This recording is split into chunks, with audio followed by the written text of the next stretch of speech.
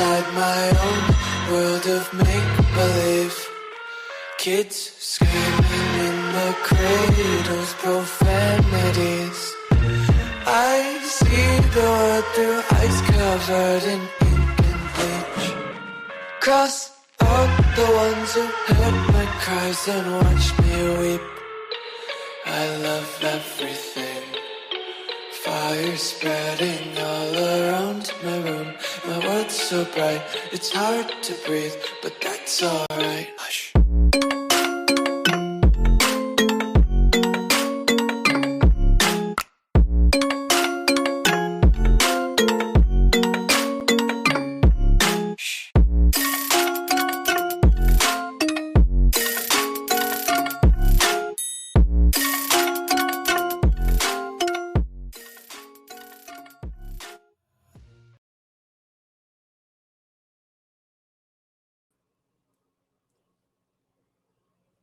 Hey everyone, welcome in, welcome in, welcome in. It's good to see you guys. Let me hit the video there. Oh, I need to be able to see the chat, you know?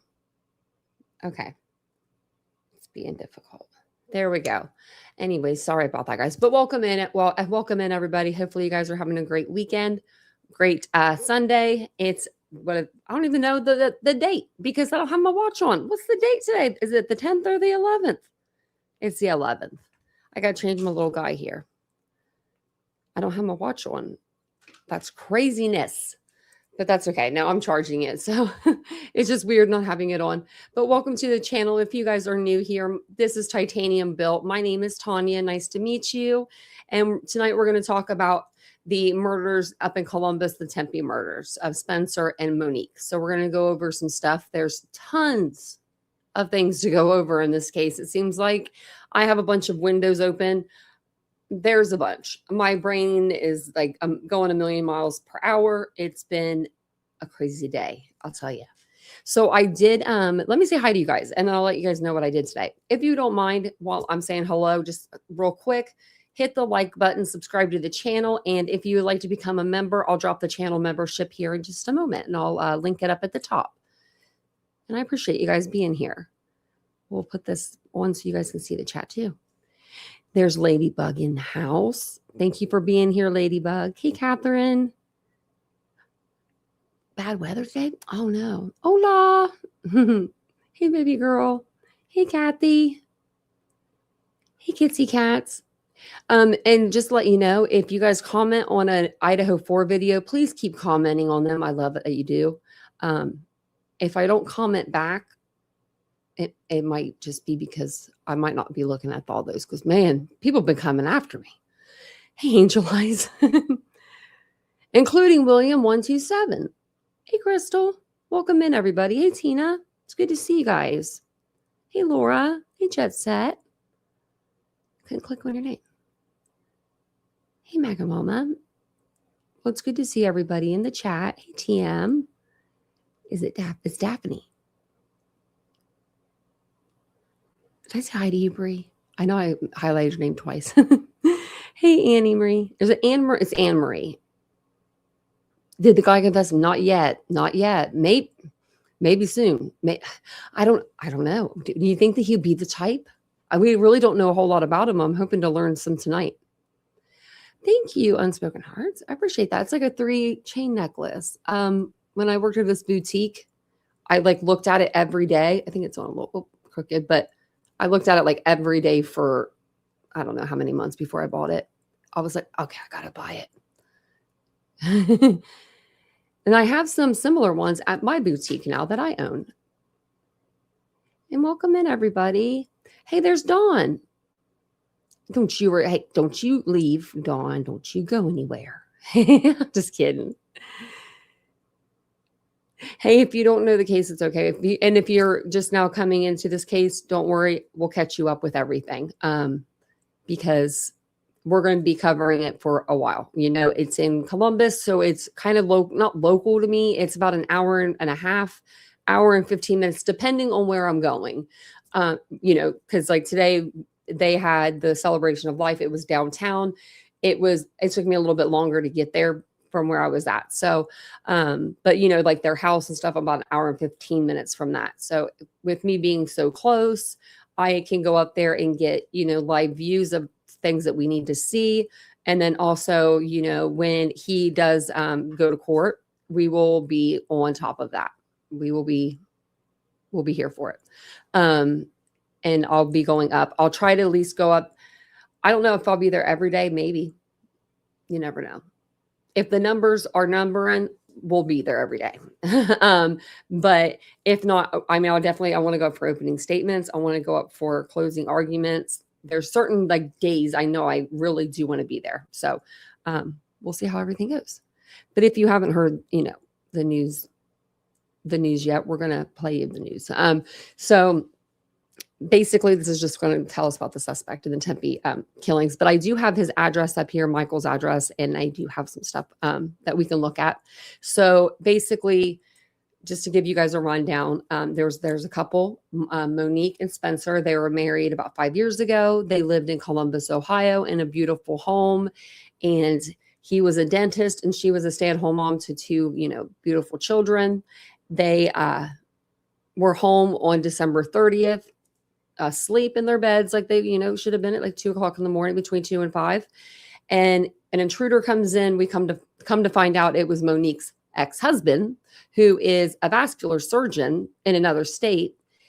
We seen him on videos, and the cops, that's how they caught him, was on video. But we find out that he is the one that snuck in there in the middle of the night.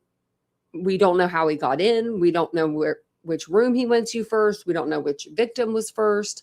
But we know that he went inside that house and he shot Monique once in the chest, at least once, and her husband Spencer twice in the head.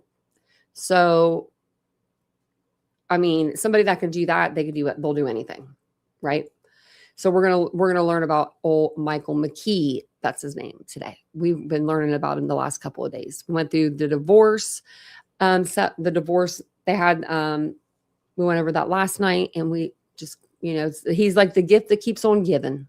That's what it feels like. So I've heard a lot of stuff today. So if you guys like whatever you've heard, let me know, and let me know like where you heard it, because I know a lot of people are covering this case now, and I haven't been able to really follow anything today because I've been driving the whole time. Like, so I wasn't able to, you know, be on my phone.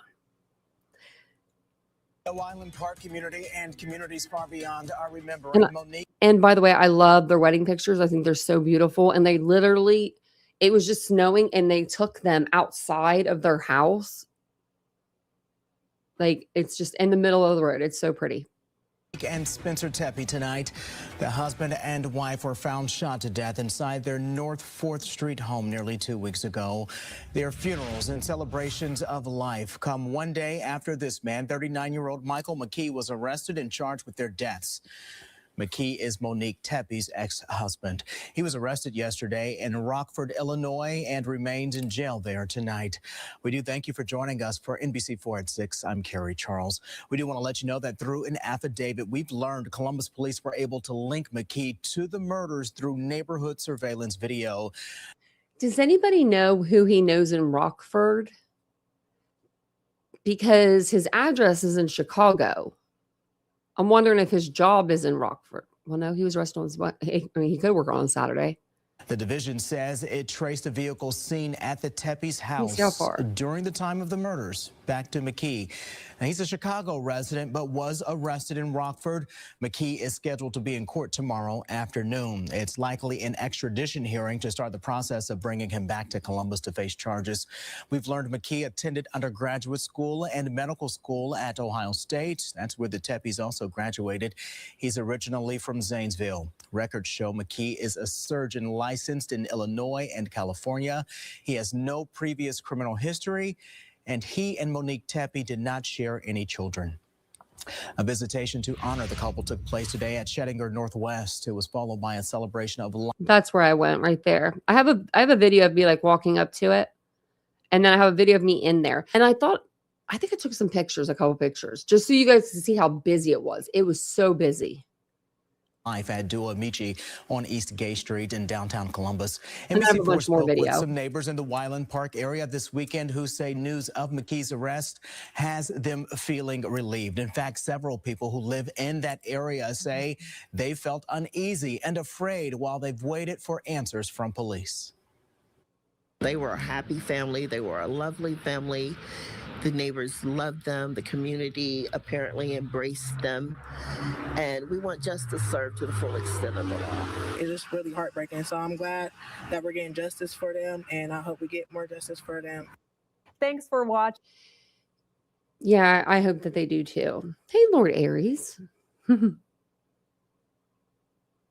That's what I said. And I was so mad last night. I was so mad about that last night. Because a lot of people put a lot of faith in their doctors. So, and this is scary. I mean, like, just think about it. First, last case we covered, you know, Idaho 4, there's a criminologist trying to get in with the police. And now we have a surgeon, a vascular surgeon. I mean, a surgeon. He took an oath to protect and take care of people when they are in need and they are sick and they are wounded. He didn't take that very seriously, did he? So let's read a little bit about him. So the ex-husband, which we did read, like I said, the divorce decree last night. But it just says the ex-husband of Monique Tepe has been charged with 2 counts of murder in connection with her death and that of her husband, Spencer. And I do have also a bunch of documents for this case too. We'll have to go over those in the upcoming days. Michael David McKee, 39, of Chicago, is being held by the Winnebago County, Illinois Sheriff's Office. And I showed you, they just showed you his mug shot, but I showed it to you last night. Franklin County Municipal Court records show Columbus police filed an arrest warrant January 10th for McKee, and he was booked into Winnebago County's corrections facility shortly before noon local time the same day. I wonder what the doctors thought that he works with. I mean, I would be probably shocked, right? Like, one of our doctors just got arrested for a double homicide. McKee is scheduled for a hearing on January 12th. And then, so that's tomorrow. And I am free. I think I don't have anything going on tomorrow. I have 4 doctor's appointments on Tuesday. That's not going to happen. I accidentally quadruple booked myself. But tomorrow I don't have anything. So I'm just going to keep my, my eye out for anything that's going to happen. But it's going to be, it's as likely an extradition hearing. It will be an extradition hearing. I don't even know if they'll have him plead in that state. They won't, because he's not going to be charged in that state. So it should just be an extradition hearing, and it should be him and a public defender, because if I was him, I wouldn't obtain counsel there, because if he's just going to say, hey, I'll go back to Ohio. Like, that's what, I mean, if he's smart, that's what he'll do. Like, they're going to get him, whether he goes in there tomorrow and he says, yeah, I'm fighting extradition, that'll just be like, okay, they need 10 more days, to get the paperwork together and in order, and a judge will sign it and say, get out of my state, go back to Ohio, where this crime was committed. And then it'll start, the legal process will start in Ohio then. And then he will have an arraignment, and he will face his charges, and he will say if he wants to plead guilty or not guilty in the case. So, and then it just says, that Monique, 39, and Spencer, 37, died on December 30th after being shot inside their home on the 1400 block of North 4th Street in the Wyland Park home. The couple died less than 3 weeks after their 5th wedding anniversary and shared 2 young children, both of whom were found physically unharmed inside the Tempe's home. Here's what we know about McKee. Okay. So how did Columbus police identify him? So according to court documents, Columbus detectives identified a vehicle that had been in the area of the Tepe home shortly before the couple is believed to have been killed and leaving shortly after. And I'm wondering which camera that they got him, like the last camera that they got him on. I'm wondering the camera system that was on the side. If you're in front of the Tempe's home, the White House to the left on the corner, I noticed, I don't know if it was like this the last time I was there. I don't remember seeing it, but tonight, like, and maybe it's because it was getting later in the night, but you could see like blue lights on it. And I don't remember seeing that before. So I'm wondering if those cameras were functional then, or if it was just because maybe I was there during the day and that blue light, those blue lights maybe don't come on till night. But yeah, they were on. Right, unspoken heart. Yeah, like it's just, it made me so mad. It really did. Like, there's a lot of people even in this chat that have surgeries, and like, you trust your surgeons. I don't know how to even explain it. Like, and then for him to do that to his ex-wife, I mean, I don't know. I think that it's going to probably come down to jealousy. Someone was saying, and I don't know how true this is, I have to look into this, that he and his wife were divorced already because he had gotten married again. But I haven't gotten, I have a bunch of like documents that I haven't got a chance to go through yet. So I don't know if it's in there. It could be.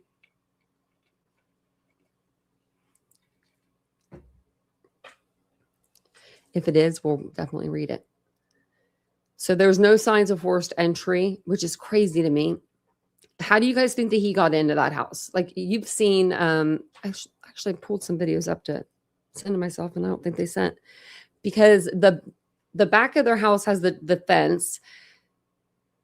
He could have jumped over that fence. I mean, he's like, what, 6'1" or something, or 6 foot. It wouldn't be that hard, but especially in the front, right? Because it has that like little like it's the doors on backwards or something. But I don't think he had the code to the house. I definitely don't think he had the code to that house. Like, people were saying that, and I'm like, there is no way in this whole wide world that she would ever give the code to her home with her new husband to her ex-husband, unless they were all three super cool with each other. And I don't see that. You know what I mean? I don't see that. So see, that's what I said, Anne. So that has been my thing. I think because you can put a credit card through those French doors and open them very easily. My brother used to do it at my mom's house all the time. He used to be like, let me show you. I could do it. Like, my mom used to get so mad because like, she's like, don't do that. Like, you know, but the front is open to a busy road. It's like a 4-lane road. It's a one-way, but it's like a 4-lane, or yeah. And then like 2 bike lanes, because it's in the city. It's like towards downtown. So I could see that. That was like my guess, was that door.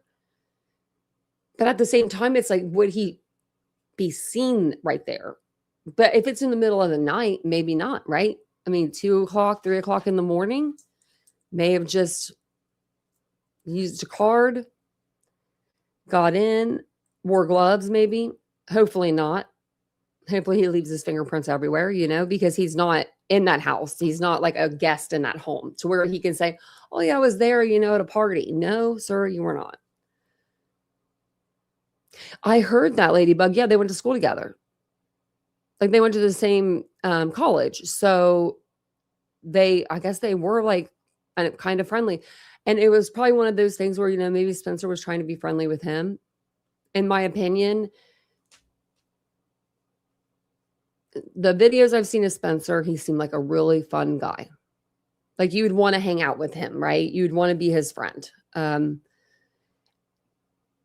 And I think the pictures we see of her, all these pictures of their wedding and everything, I'm sure that she put it on her Facebook. I'm sure he saw them. They look so happy, and they didn't even have to try, right? They were at their own home for their wedding. They went outside in the snow to take, you know what I mean? It just happened to be a beautiful snowy night. They took, you know, beautiful pictures outside. Her brother-in-law took the pictures or did the video. I think he took the pictures too. I'm not sure. Like, what, I mean, you know what I mean? They were very happy. And I think it was jealousy. I don't know why he waited so long. Maybe that's why he did. Or maybe he was going to do it earlier, right? But then she had a baby. Let's just say that. Or maybe he was happy at first with his new wife and he was okay. Or I don't know, but maybe she had a baby and not pushed him. He's like, okay, not yet.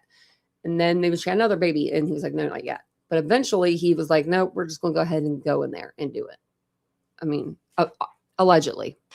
This is all alleged, you know. But he did have licenses in Nevada, which lapsed in mid-2025. Clark County, Nevada. Court records show McKee is one of several doctors who were named in an ongoing personal injury lawsuit. I forgot about this part. I do have some documents for this. McKee's medical license shows no disciplinary history in any of the states where he has practiced. I don't know why that wouldn't be on there. He has no discernible criminal record outside of traffic tickets. At one time, McKee had a hunting license in Ohio, but it is unclear if that license remains active or valid. I think you have to get a new hunting license every year, don't you? Do you have to get You used to. Because I remember the guys at school, go get my hunting license. So they do offer multi-year though. But you need to renew your hunting license annually. But many states like Ohio offer multi-year, like 3, 5, 10 year, or even lifetime. Oh, but couldn't you like look at that up? Oh, like this should be easy. There should be a database like where you can type in www.deers.com. I'm just making that up. But you know what I mean? Like a website where you can see who has their hunting license and who doesn't. Like, I don't know. That'll probably be a thing one day. So we know how they're connected, but it says McKee and Monique Tepe, who was Monique Sabratursky at the time, married in August 5th, 2015. According to Franklin County domestic court records, Monique filed for divorce in May 2017, according to court records, but they were already long separated before then. McKee was listed as living in Virginia at the time, where he appears to have been attending a surgical residency program. And I thought for some reason he did his residency in Ohio at Ohio State. So, I commented to somebody today about that, and I'm sorry. I forget who that was. And it's so hard to find the comment. But I guess he didn't. I thought he did, though. So court records show the couple had separated at the time of the divorce, which was finalized about a month later. There is no indication in court records that there was any animosity between the couple. They did not share any children. The docket for the divorce filing lists a mutual restraining order. This is standard in divorce cases and prevents either party from assessing assets or bank accounts without going through court processes while the divorce is pending. So he's from, it says, where's he from? Publicly available information shows McKee has family members in the Zanesville area. He grew up in Zanesville? That's like a little rinky-dink town. Hey, Tracy. Hey, Kentucky Lucky. Oh, I love that name. After I said I love that.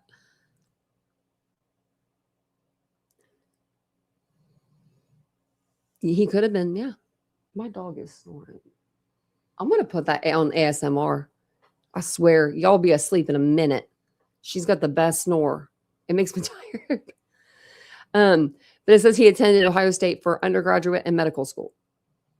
And I think that's why I thought he stayed there. Because I thought for some reason, I thought at Ohio State University, you had to do 5 years residency there.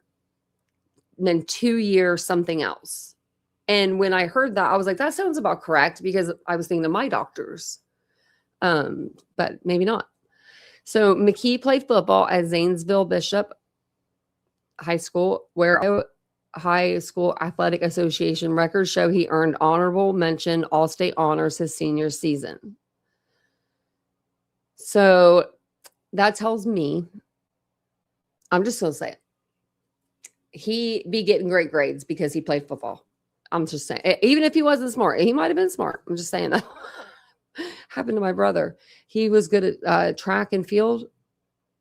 Never had to go to class. Not a one. In like 2 different schools in Ohio. Me, every class. So I guess he was a football player. Well, then that means he's probably physically pretty strong. McKee will continue to be held in Illinois until he's extradited to Ohio. And I wonder if they'll drive them here or if they'll fly him. I mean, it's not a long drive, but I'm just curious. Once he's brought back to Ohio, he will have a hearing in Franklin County Municipal Court to have a bond set. And I told you Franklin County Jail, I've heard, I've never been, but I've heard like for men, it's terrible. Like Like, it's not just like terrible jail. Like, it's like beyond, I guess, bad. Like, it's real bad. The case will then be reviewed by a grand jury for potential indictment and additional charges. Couldn't they charge him with something to do with those kids, like emotional something, distress? I mean, we heard him crying in the background. Yeah, the divorce was in 2017. Yeah. That's true. That's true. Vascular surgeon. Yeah. But do you ever think about that though? Like, not every surgeon gets all A's, right? Like, there gotta be some in there that don't get the best grades. I hope I don't have any of those surgeons. I have a lot of surgeons, but I think about that sometimes. So, I mean, this guy reminds me, like, his jawline and stuff just reminds me of a cartoon character. So it says here, it says the big mistake that got Michael McKee arrested in murders of his ex. We already know it was the videos, but we'll see. Yeah, it's going to say that. McKee was, I'm going to read like a little bit down, but it says a doctor from Chicago was arrested in the execution killing of his ex-wife, Monique, and her second husband, Spencer, in the upscale Columbus, Ohio neighborhood of Wyland Park. Okay, it's not upscale. Let's not do that. Let's not go there. In the end, it was McKee's car that put him at the scene of the crime. Through his vehicle, which was seen, I think that's supposed to say though, through his vehicle, which was seen 325 miles from his home near the murder scene on December 30th, the night of the killings, according to court documents obtained by People. And that's what I wanted to do too. I wanted to see, like, I've got so much stuff up. Like, how far, I have Google Maps up. So if we're going from his house to 1411 North 4th Street, Columbus. Would they say 3 hours? That's wrong. 3 hours and maybe 325 miles. Let's see if that's right. No. It's not. Let me make, yeah, I'm going to the right place. Okay. What if they go this way? 330 miles if they go that way. It goes this way. It's 360. So you'd probably want to go 330. I don't know why it was making it like longer, but let me share this with you. So he lives up here. I mean, he has like the view. This guy should have just stayed at home. I mean, literally, like the view outside of the guy's house is like of the beach in Chicago, and it's beautiful. I love this little beach in Chicago. Me and Vincent's been there a few times. We were going to make it like an annual thing, and then we never we did it like annually for like 3 years, and then we quit. We need to do that again. But he drove. I mean, he drove for 5 hours, 39 freaking minutes. Like, I mean, what do you think about for 5 hours and 39 minutes? I don't even want to know. I want to know, how did you get the gun? Did he buy it? Was it licensed under his name? Did someone else get it for him? Was it an old like a family heirloom? I don't, something like that. My dad had a 9mm Russian Makarov. So it could be like a family heirloom or something. Maybe he stole it from a family member. That's happened before in cases where, they steal the gun and they think they can do the shooting and then put it back before anybody will know anything happened. But I mean, that's a long way. And I just accidentally exited out of that article, but that's okay. We don't even need to know. I don't think we need to know what it was really said. Let me see if it was that important. It'll pull it back up. Oh, here we go.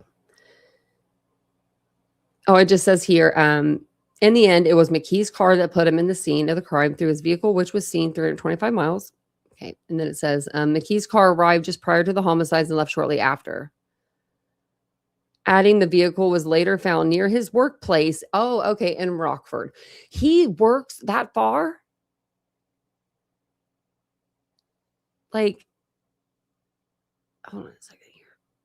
Come back to this lady. Let me see if I can click the go back.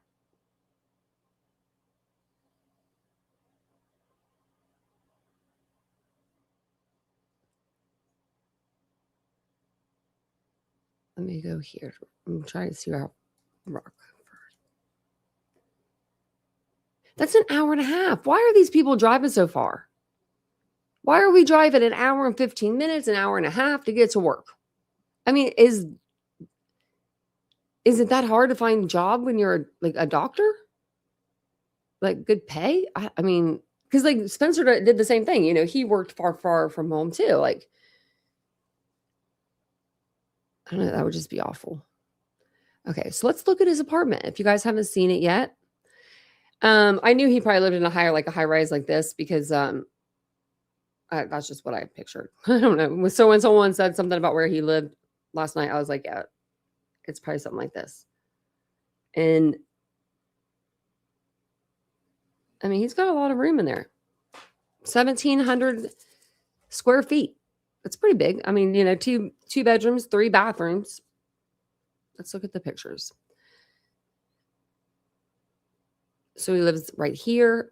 I don't know if it'll show us the beach, but this is the exact apartment.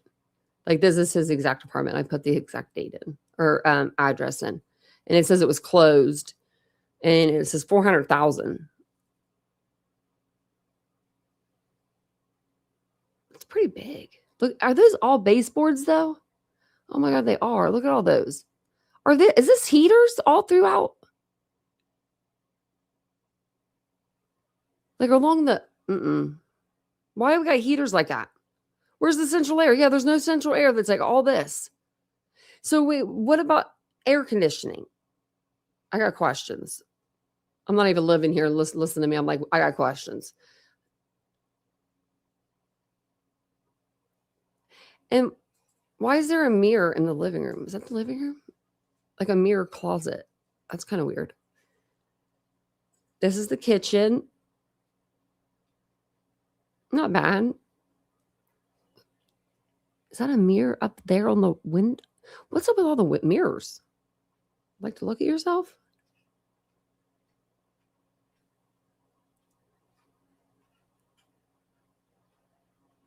That's a weird cabinet. Look at the brass knob on the bathroom door. I don't know why, but that just caught my attention. But they say brass, I think, is the best, right? Like for germs and stuff. Hallway. This must be the bedroom with the heater all along it. Like, couldn't you catch your curtains on fire? Like, would it be safe? Would it be safe to have long curtains in this apartment? Because I love long curtains. I have them to the floor, to the ceiling. I don't do these short curtains that cut your room in half. But, I mean, do you? I mean, that's just weird to me. There's a central heater, though, right there. So maybe that's where the air conditioner, that's where the air blows in, though, I think. Prior ventilation. Oh, my God. The bathtub's in another room with the toilet? I've never seen that. Like, I've seen the toilet in a separate room, right? Has anyone seen this? I do like the mirror, though, kind of cornered like that. Has anybody seen a bathroom? Oh, you can do it? You have long curtains? Oh, okay, Tina. Too soft for hardware. He could have. I know, isn't it, Faith? I get scared. Yeah, just just be careful with them curtains, y'all. I can just picture my mom saying that's me. Telling me you shouldn't have curtains that length. I don't think I like the brass knobs because I mean you got the gold. Why do we have gold anyway? Like that just looks. I'm sorry, but the gold fixtures look cheap. Put a black fixture there, matte black. It would look so much better. Get the toilet out of the closet. We got a picture of the toilet in the closet or the bathtub. Like, get the bathtub out of the closet. I mean, the toilet can stay. Just that's so weird to me. That is so weird to me. I've never seen that before. We've got another room here. I don't know if this is a bedroom, but it looks like it. Or an office. You can see the water right out this window. Yeah, this would be like an office because like the double doors, there's no like privacy. But that would be a nice studio. But everything else looks so dated. Like, look at this bathroom. This bathroom looks dated. Did they just put the brass knobs on and say, hey, we're cool? And then, well, the other bathroom, they put the gold fixture in. But this fixture is old. That is from the 90s.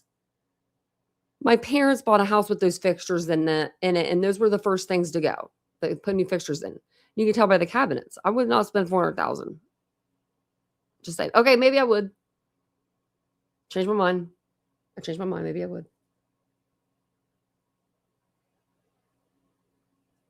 And then we have the pool. Now, I think that's on the top of the roof. That's pretty nice. Yeah, it is. See, I mean, like, but instead he's like, yeah, like, look at this. He says, I'm going to go murder my ex-wife and her new husband. And you know what he's looking at right now? He's probably on the top bunk looking at the freaking cinder block ceiling. Ain't looking at this view. It's pretty big. The kitchen's kind of small. The bathrooms are, I mean, I don't know. Everything was updated, but like the bathrooms were weird. Wasn't it weird though? Like the bathroom, the last bathroom, like everything was updated in a way, but this bathroom. Wait a second, there's no toilet seat on that bathroom. There's no toilet. Y'all, there is no toilet seat on that toilet. My mind is blown. Mind is blown. We're selling apartments with no toilet seats.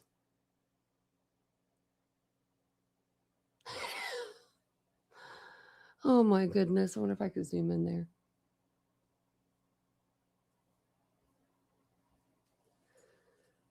Well, you guys forgot something. But hey, I mean, it's a guy, so he could work with that. You know, just don't sit on it. Okay, that's all the pictures that I have of his house. But that's, you know, it's gone by your own.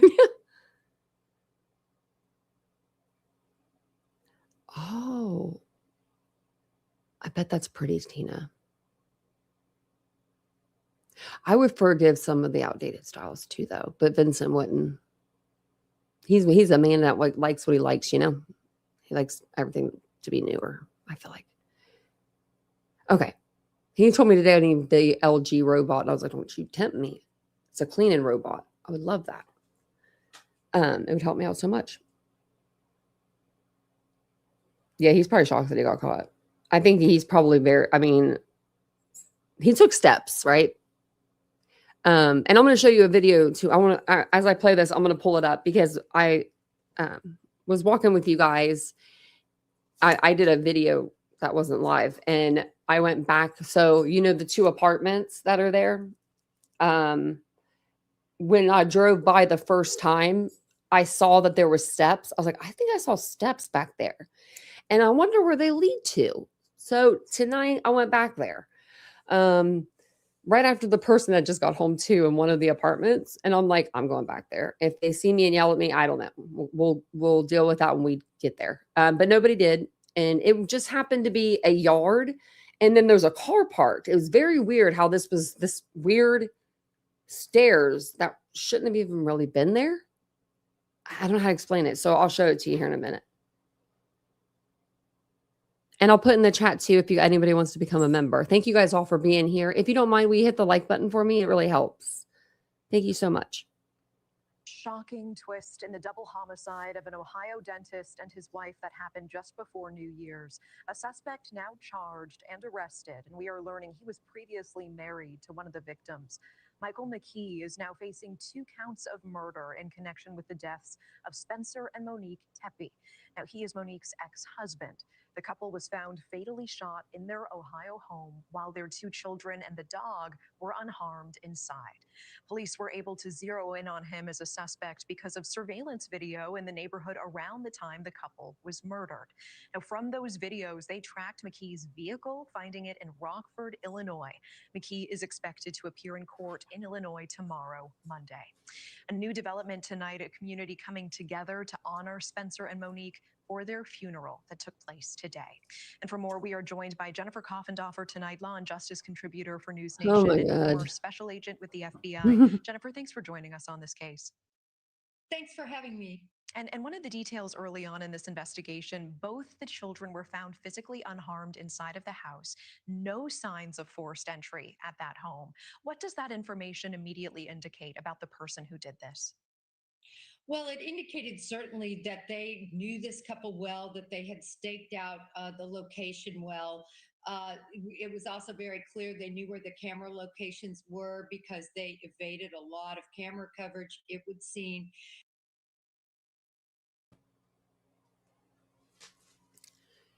He was caught by surveillance cameras. Multiple cameras. And now I'm going to take it back to what she just said 5 seconds ago. Like, he was caught.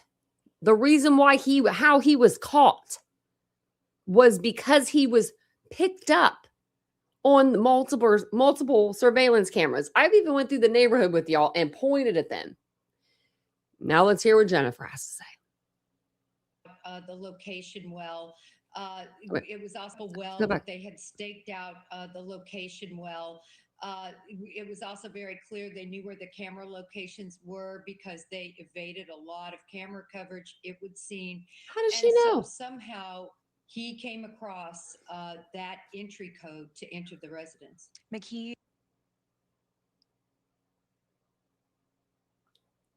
What'd she just say? She just put out there that he entered through the front door because he had the entry code. I had never heard that. Has anyone else heard that? I don't either. As soon as I thought this was going to be someone else. As soon as I heard, I was like, Jennifer.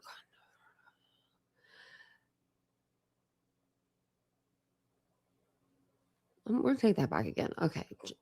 Why are you misinformation or disinformation? Either way, it's wrong. Evaded a lot of camera coverage, it would seem.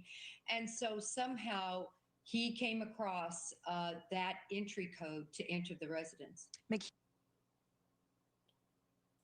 There's 3 ways other than going through a window to get into that home. There is the front door entry where it is a key number code, which I'm telling you, there's no way Monique gave her ex-husband the code to their home. And I'm sure as hell sure that they didn't have a friend that gave it to him either. You know what I mean? Like, I'm sure of it. So either he went through that front, like the Victorian door style part, or he went and he jumped over the back fence and he went in through the back door. And I do have, I think, a video also of the back door to see, because I couldn't tell if it was like a keep like lock or if it was just like a like one of those like bigger locks. I'll have to pull that up too. We got so much stuff we can go through. He himself a vascular surgeon in Illinois and California, according to the Columbus Dispatch. His medical license. I'm sorry, I thought that was up higher. I'm sorry you guys couldn't hear that. Okay, let me take it back. No wonders why you can't hear nothing. I thought it was up higher. Let me take it back a little bit. So sorry. Immediately indicate about the person who did this. Well, it indicated certainly that they knew this couple well, that they had staked out the location well. It was also very clear they knew where the camera locations were because they evaded a lot of camera coverage, it would seem. And so somehow he came across that entry code to enter the residence. McKee himself, a vascular surgeon in Illinois and California, according to the Columbus Dispatch. His medical license record showing no disciplinary history or no malpractice there. And then his criminal records only showing traffic-related tickets in the past. He has been charged. He has not been convicted. Are you surprised by the previous profile of this suspect? Not really. When I look at this case, we knew it was going to be very personal for somebody to go up in the bedroom and kill these individuals with a gun. So we knew it was very personal, somebody who knew them. What is interesting, though, this divorce happened about 9 years ago. They were married.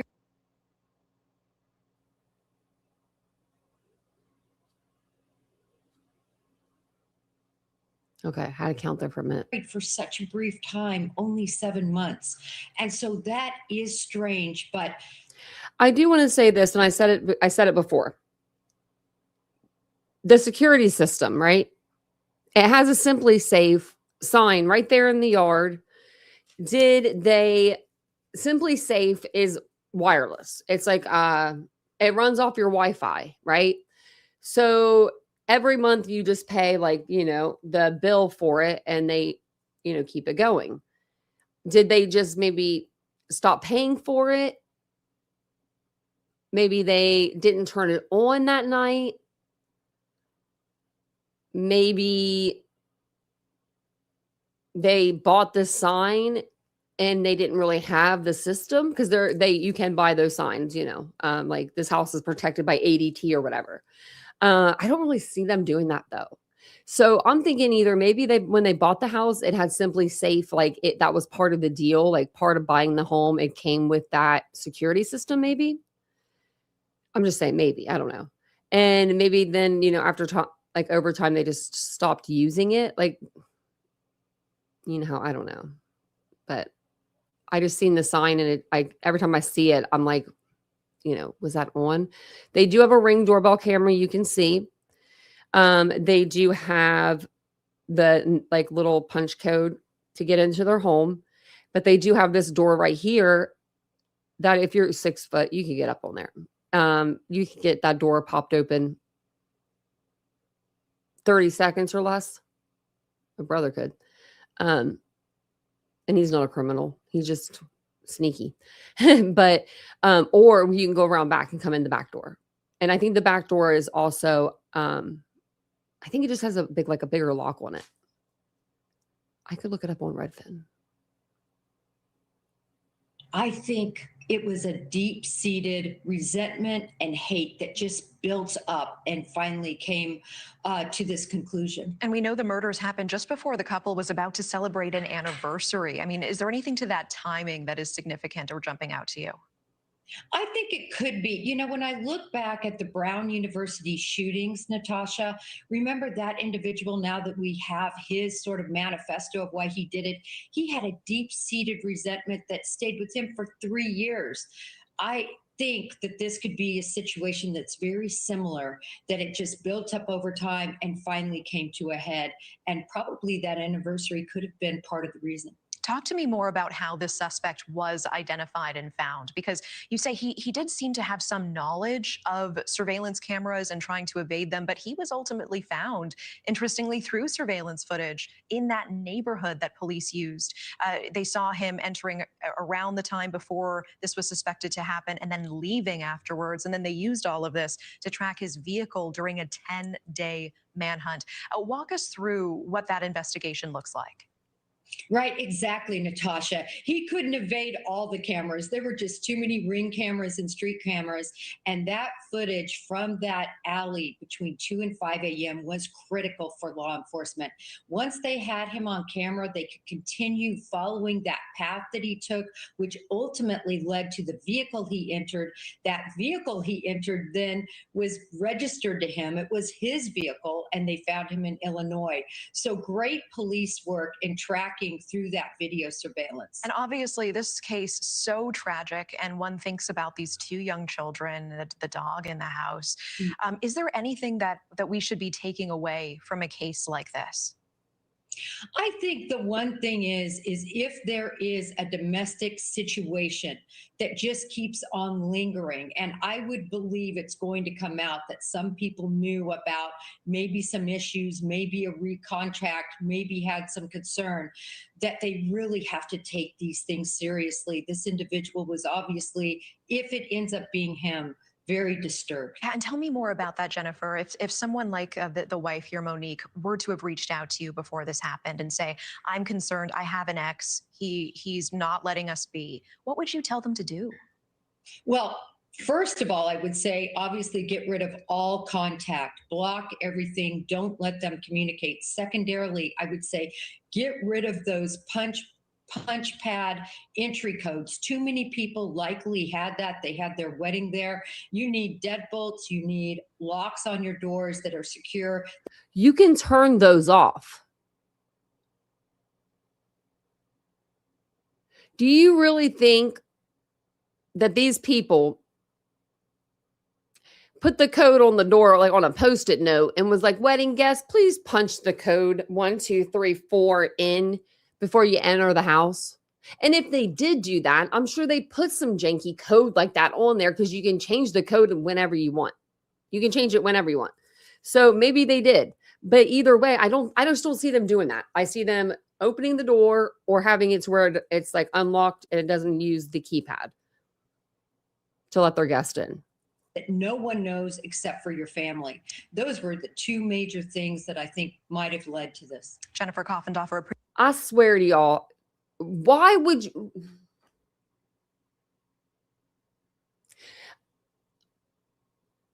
That would be like me giving my ex, which that was 10 years, 11 years. I mean, like, 11, 12 years ago. That would be like me giving him my Wi-Fi password or something, or whatever, my bank code. Like, that just isn't going to happen, Jennifer Coffendorfer. And thank you, Maga Mama. Oh, thank you. So thanks for all you do. I appreciate that. Oh, it's very hard, Barbie. Yeah, to get a restraining order with that. But it can be done. If that person had a history of like prior acts of violence, then you can obtain one pretty quickly. Or if but this guy hasn't, right? Or if, like, say the person had been like in prison before, or, and I mean, the adult parole authority will come and pick them up in a matter of seconds. But it is very hard to get a restraining order.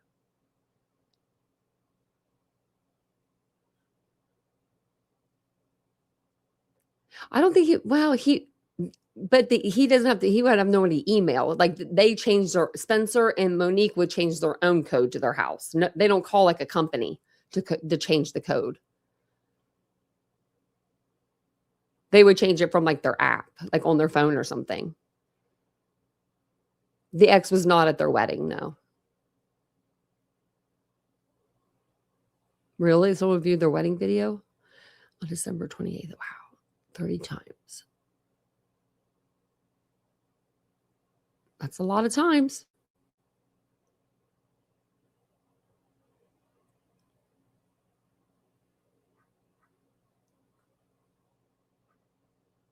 I was just reading the chat.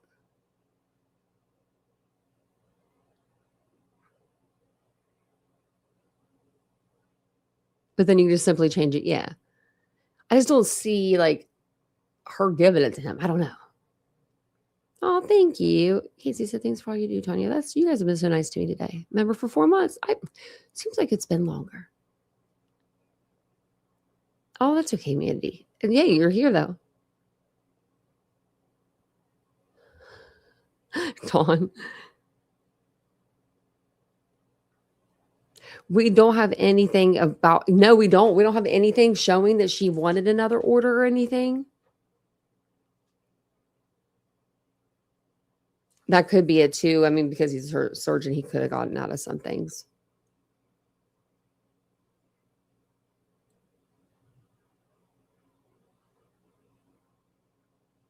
Or change up the keypad itself. I know that the house was built in 2019. I think at the end maybe, and he might have bought it in 2020 though.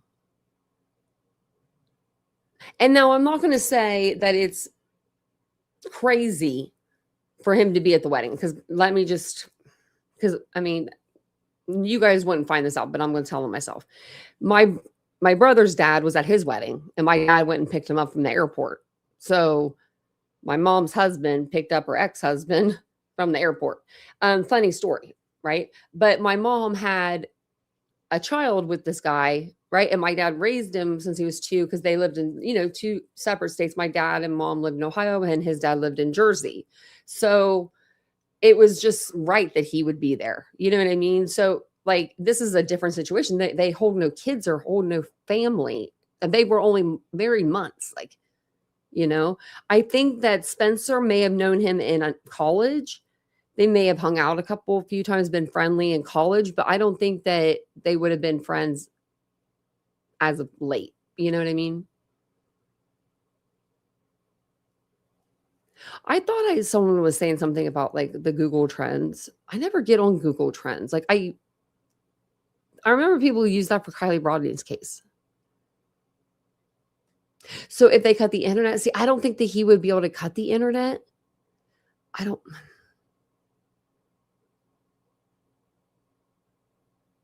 Yeah, let me see.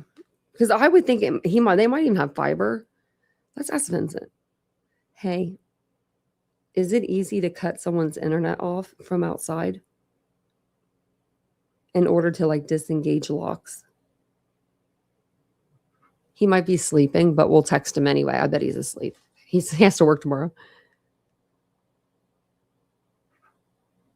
Yeah, maybe she, and that, that could be. But of all the times, right, to forget to lock the door, he could have been hiding and waiting. I think that he most likely came through that back door, like that back. I don't know. I just don't. I think he probably jumped that back fence. Let me get that video up for us. And I'll play some more videos tomorrow. I got so many. I want a little bit of everywhere, it seemed like today. Okay. We're walking. No. Maybe that's it. Wait, I think it's this one. I think it's me getting out of the car here. Wait, let me see. Oh, yeah, it is. Okay, yeah, and then I walk all the way down the street. So this is a good one. Okay. Let me airdrop this to myself really quick. And then it's going to take a second just to download, but. So today they did have the viewing, and it was at, it was on Zollinger Road in Upper Arlington at a really nice place. Then they had the brief remembrance at 2:30, and then they had a celebration of life that I went to at it's like an Italian name, and I'm butchering it. So let me see. Amici. And it was like nice. I don't know, like I don't know if everybody that was there were there for Spencer and Monique, because there was no signs or like a picture or anything, you know what I mean? Like I was looking for like something like propped up with like a picture of them or a sign. And I like, went in there's like a lot of rooms. So to this place, there was like 3 really big rooms. And so I went into each of them, and I didn't see anybody that I thought that looked like familiar. Although if I did, I probably wouldn't have said anything anyway. Because I was just kind of there. I just wanted to go to, pay my respects basically. But, the one thing was, it was like way out of my element. So, I'm not, I'm not blaming any of this on like the amount of people that were there, but there was just so many people there. It was very like, I haven't been in a bar in 7 years or something like that. So it was like, wow. It was like, I was just like, oh my goodness, there's a lot of people here. So there was like a coat rack. So I took my coat off and I put it up, and I walked around for like a little bit and just kind of like, just walked around. I was going to get a drink at the bar. I was going to get like a non-alcoholic drink, but they was so busy. They were like 4 deep, like behind. I mean, they were busy at that bar today. I don't know if all those people were there for them, but if they were, or if they weren't, even if half the people were there for them, it doesn't matter either way. They were loved. You could tell Spencer and Monique were loved, because a lot of the people that were there, they were dressed in like suits. So I didn't know if they were businessmen, or if they were actually coming from, the viewing. So, and I didn't see anybody that was like on YouTube, which is, crazy, because you know how people are when it comes to true crime cases, YouTubers, they be crazy.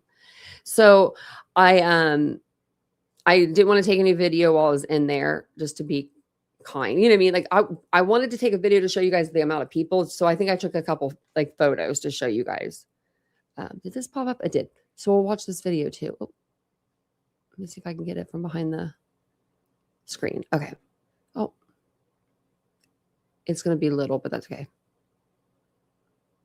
Right? Happy Cappy. Yeah. Because he wouldn't have wanted to come back. So maybe he brought something with him to make sure he could open the door. And I'm going to see if I can find that one where it might be this one. It might be on this video where we like zoom in. Yeah, I think it might be, because this is the one side of their house. This is the other side. Yeah. Okay. So maybe I do zoom in right there.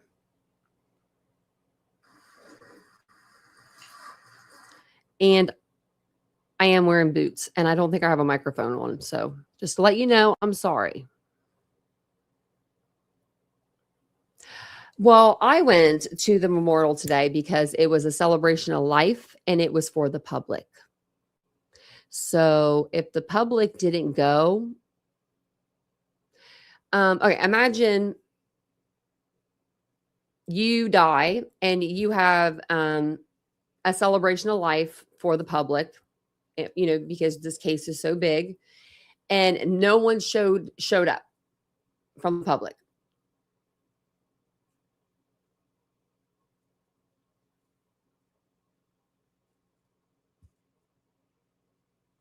Yeah. So like that's what it was for. Like I'm just going to make this really perfectly crystal clear for you. I'm not the creator to come and mess with, first off. Second off, I am respectful. Unlike most of the people on this fucking app, I am respectful to the victims. Excuse my language. No, don't even excuse my language. Keep it in there. I am very respectful. I could have walked into that bar today and I could have had my tripod and in my hand with my light and the whole fucking 9 yards. And you know what it is? It's not against the law. But would I? And did I? Hell no. I wouldn't do that, because I'm not that kind of person. I'm not that kind of person. I'm no Diane Sawyer. I'm not interviewing people here. We were going to say we are sorry, just like when we took flowers up there a week ago to put on the porch. We did the same thing today. It just was not shown on camera because I have respect for the victims. So here's the video. Sorry about that to the people that I actually like in this chat, but that's craziness. This is kind of like boots on the ground. I showed you my boots.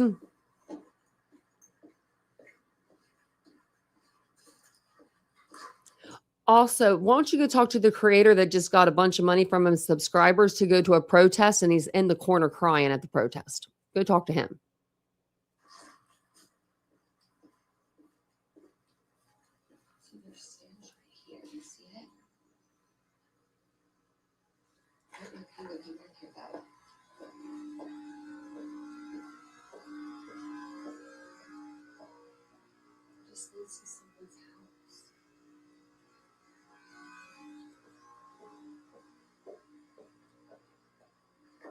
Say he didn't do that.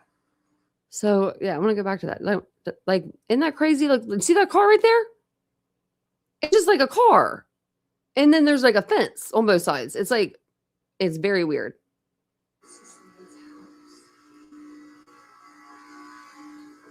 I'm almost wondering if those were built at the same time.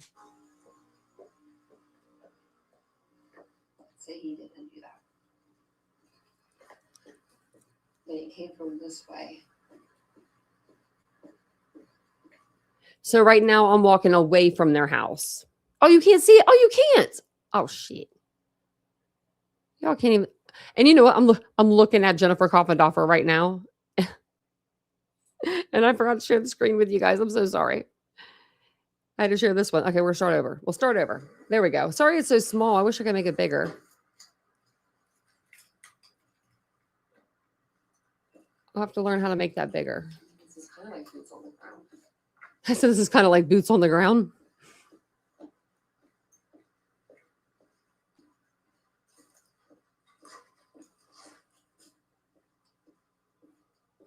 Yeah, it can make me bigger. There we go.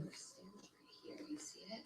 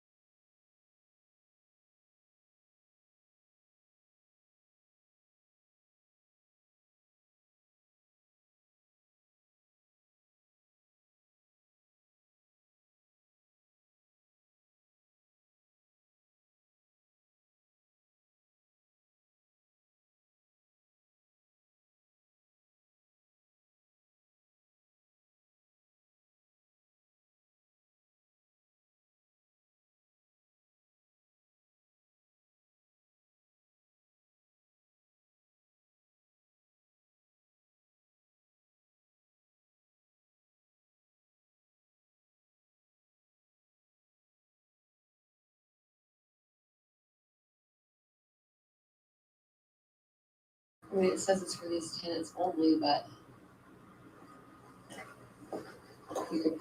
you could technically park there. So this is like on the other side of the road from their house. You could park there. I don't know if I would. So this would be like kind of like the route that they would take. Is there no sound for you guys? I don't know why it's not working. The sound isn't. Let me see.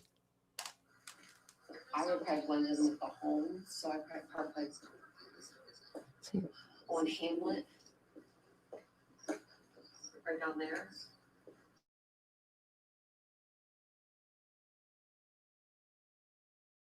And then I would probably walk up this. It's just not very loud for some reason. Yeah, it's very low. Yeah. Walk on this alley. So if you couldn't hear, basically what I did was I went like straight. Okay, so I went down the alley, like where he would have been walking, like their house is this way. I was walking the opposite, direction. And then I went up some stairs that were in between the two apartments that caught him on camera. When they first caught him on camera, that was the two buildings that he was standing in front of. So I wanted to see if I went up those stairs, if it was like a way to get through to the other side of the street, because I'm thinking he may have parked on that other street right there and came through those two apartments maybe. Or he either did that, or maybe he parked on that street or on that side street and then came up through the alley. And that's the way I'm walking right now. So I'm going to walk all the way to their house too. Because I was just going to walk to the car and I was like, nope, we're going all the way down. And basically it's just my shoes. You can just hear my shoes probably. We'll have to look at that back door and see how secure it is on Redfin.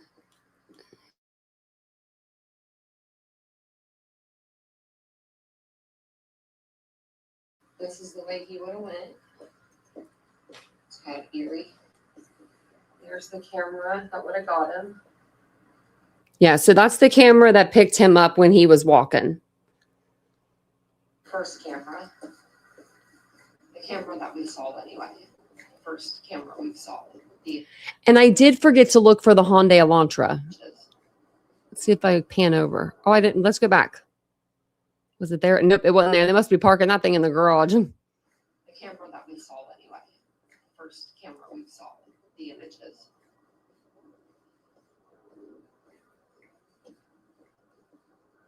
It's cold out today. It's like 20 degrees.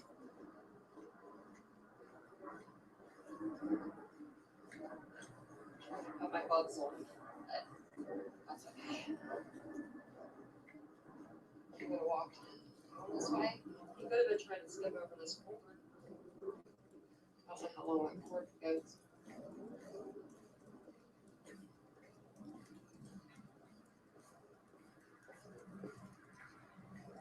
Sad seeing the people in their houses, knowing that this family will never come back to this house.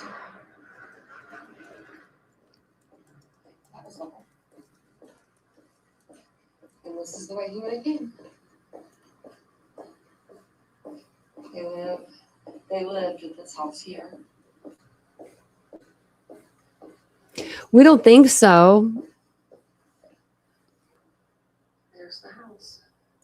And like they even have this like this heater back there. They got one of those nice heaters so that you can have like friends over. And if they want to go out like maybe and have a cigarette or whatever it is, they can go out and they can still stay warm. Like, you know, I'm sorry if my bracelets keep hitting the desk too tonight.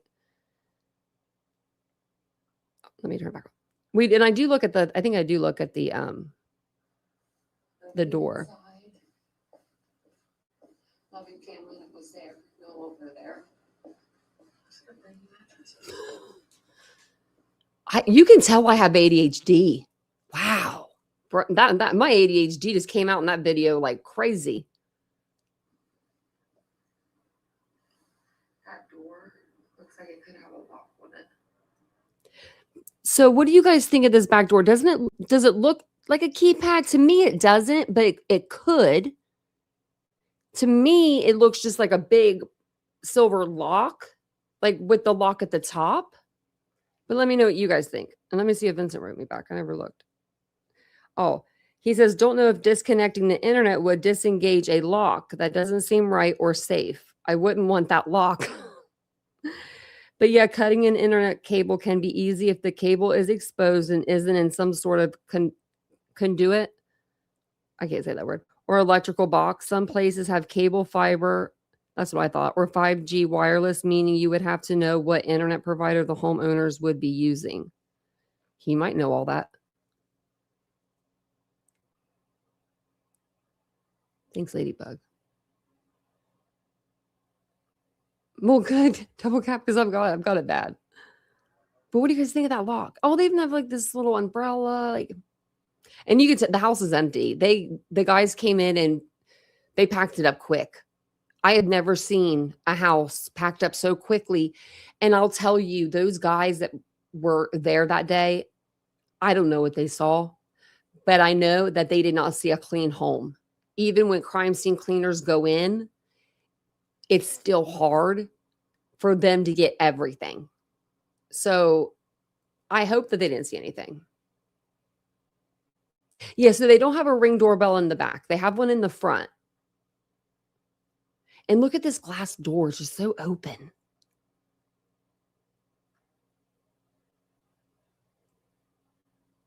But I don't have anyone fund it.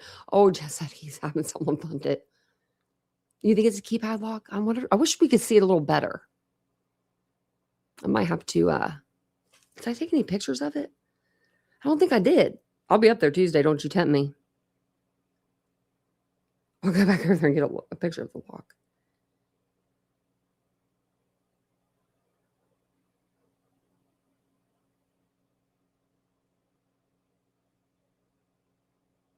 No, I didn't. And the only picture I took inside of that bar was of the bartenders. Like the bar. It wasn't even the people. I thought I took a picture of the people, but I didn't.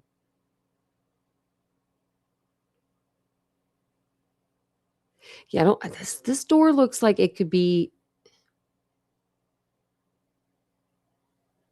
Do you think he could have got in through that window that was kind of funky? You know, the one that was downstairs. Because I went to Redfin. Oh my goodness. So, okay, I went to Redfin. And this is the last time we looked at it. Okay, so let me stop sharing this real quick. This is crazy. So when we were looking at this, see how you can see the house? And you can see 40 photos right there, right? Well, now when you go to it, no house.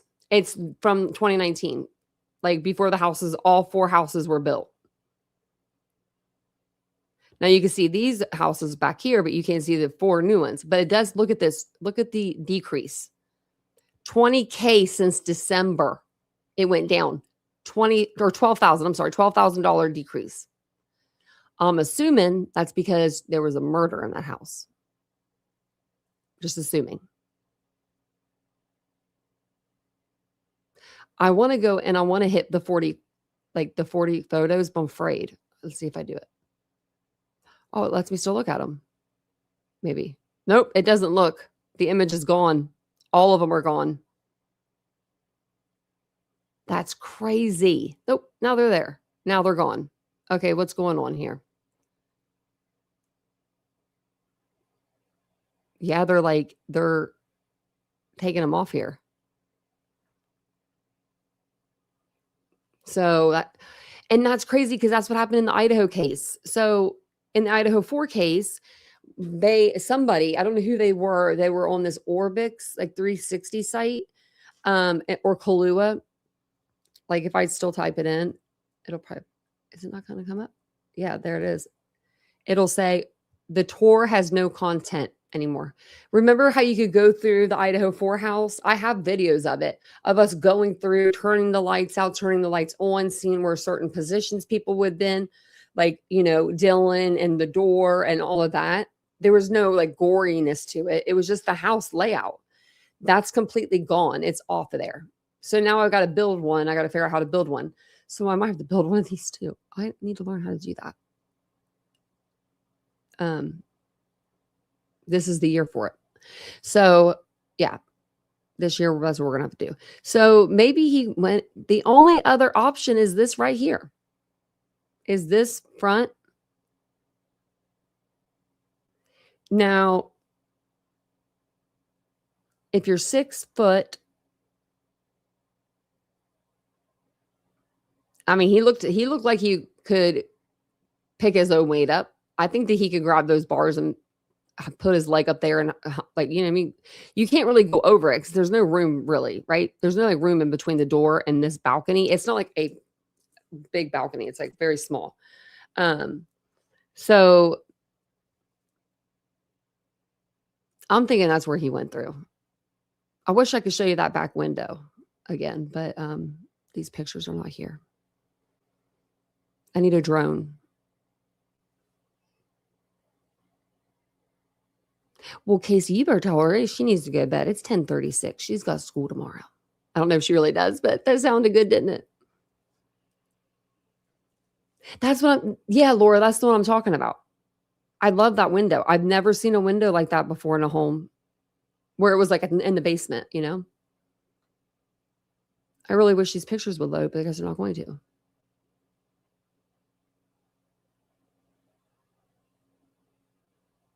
Yeah, Linda, yeah. The kids were crying in the background.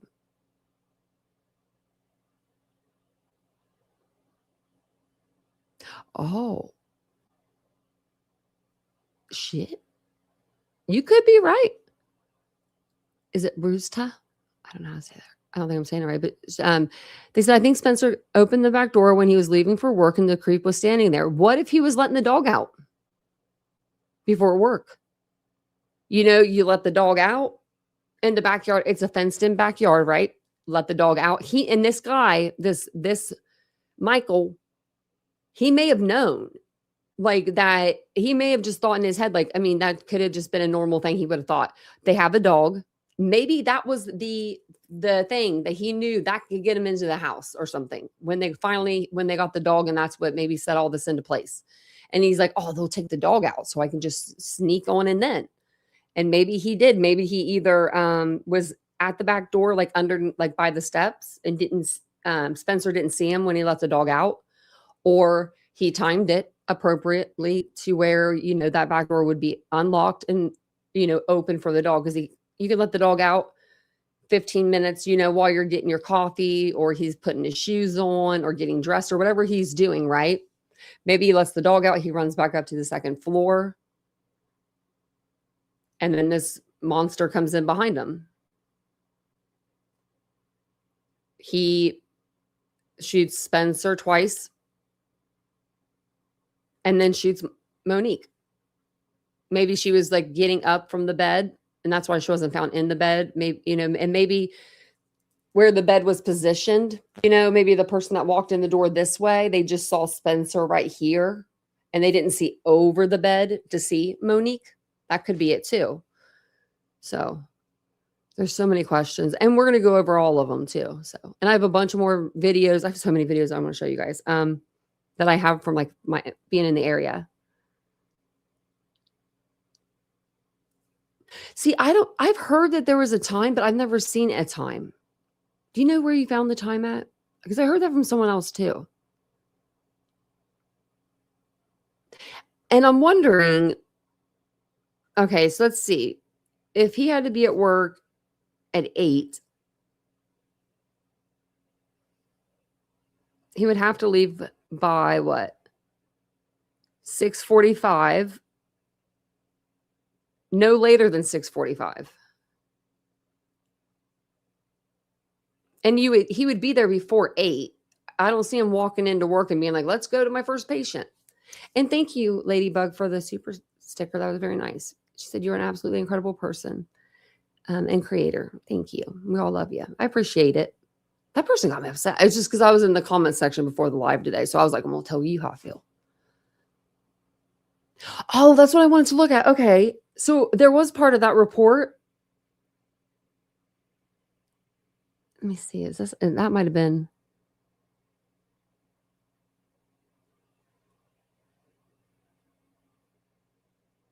Okay. I don't see it on here, but I did, when we look, okay. So when we were looking at this up here, like I didn't see the bottom. So, if it's on this page, let me know. Because, you know, I have one eye and sometimes I can't be seeing stuff.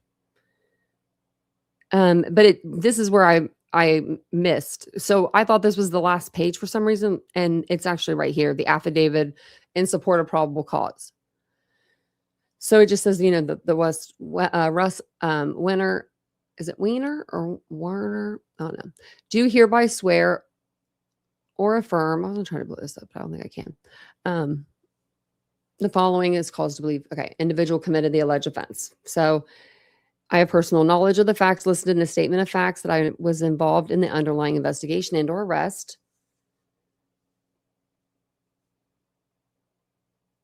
Okay.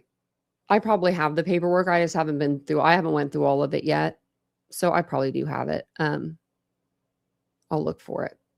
On December 30th, 2025, at 9:57 a.m., Columbus Police Patrol officers were dispatched to 1411 North 4th Street on a check on the well-being of a Dr. Spencer Tepe, who had not shown up to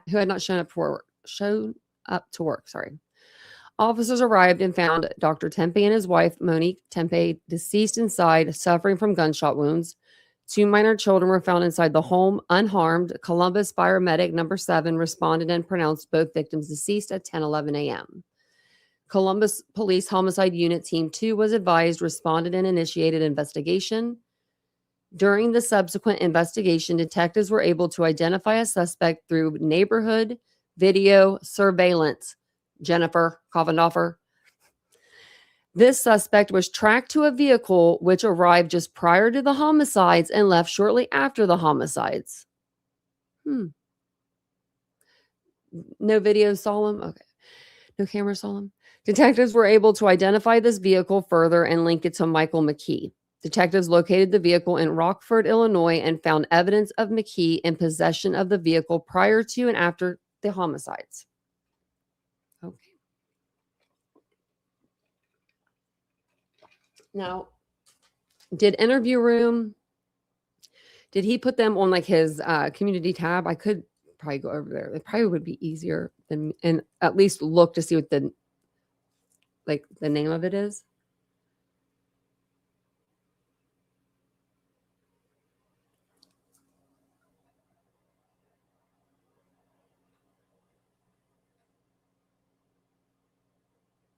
That was 6 days ago, so I guess not. I must have been a video.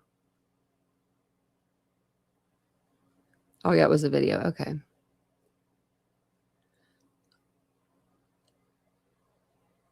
Oh, page 1. Okay, thank you. Side left. Page 1 at the bottom. Okay, page 1 at the bottom, side left. Oh, right there. Shit. Thank you, Laura. Thank you, guys. I would have never saw that. Because I even said the offense date. When we went over this the first time, I was like 12/30/2025. And then I was like, 4th Street. I like skipped it.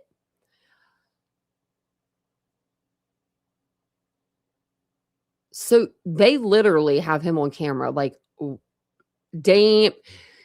I wonder if he went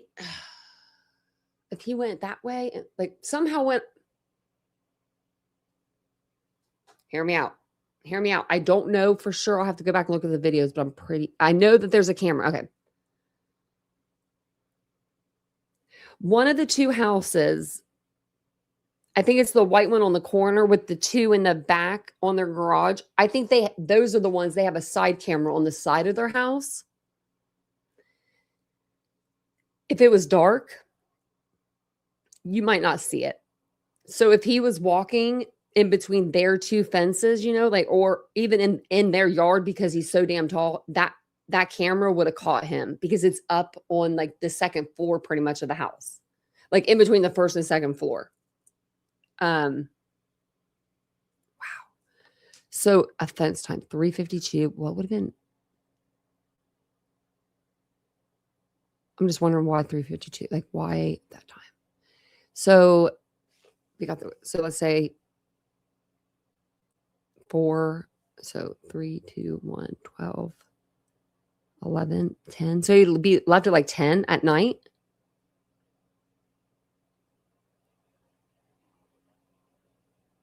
Yeah, Kentucky Lucky. We're kind of figuring that out because the offense time was too late. Unless,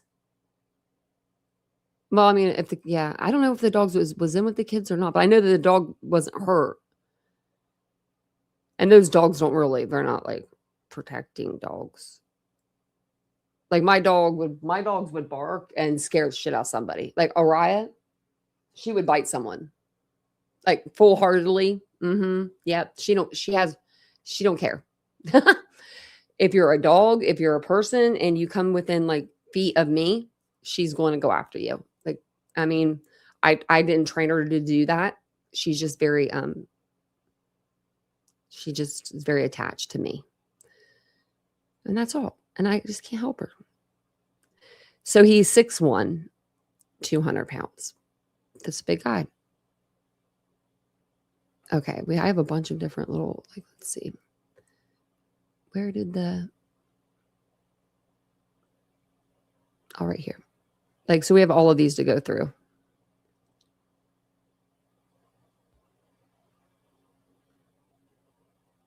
This is a lot. What was that? Oh, some of these are pictures.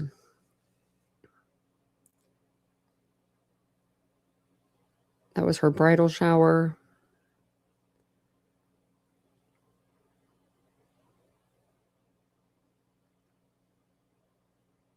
Is that a real body?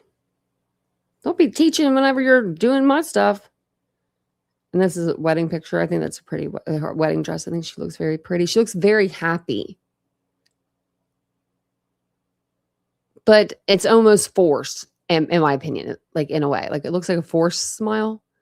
While her pictures with, Spencer, those ones were like magical, like beautiful. Like, I mean, just very, very beautiful. Very, very, very, very good looking couple. And I ultimately think that's what pissed him off. She was, I guess, happy, and his new marriage, I guess, wasn't working out. And she had 2 kids. I mean, Her flowers were beautiful.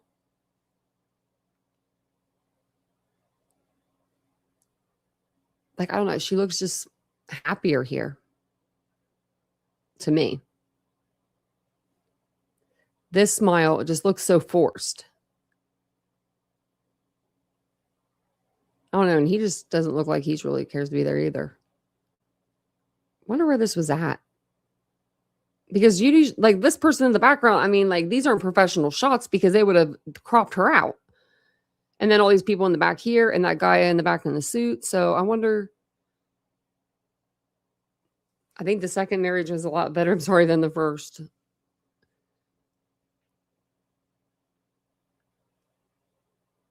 Oh, this I have it on right now. Could have been.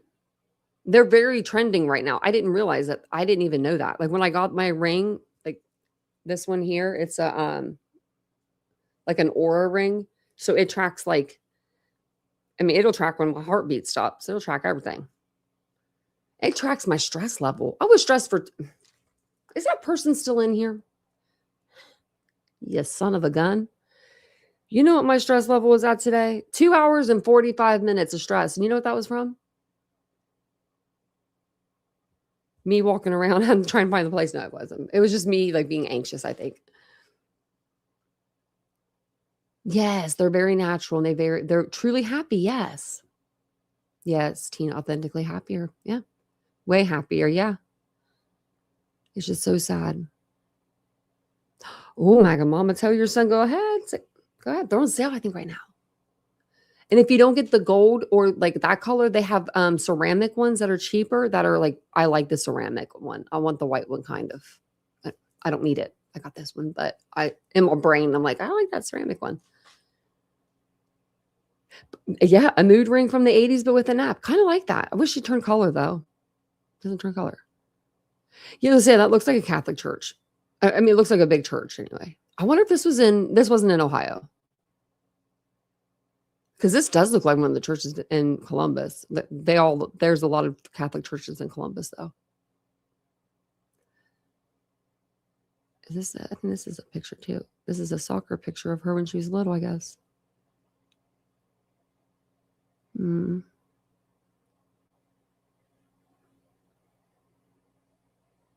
that a picture? Oh, yeah, it's a picture of that.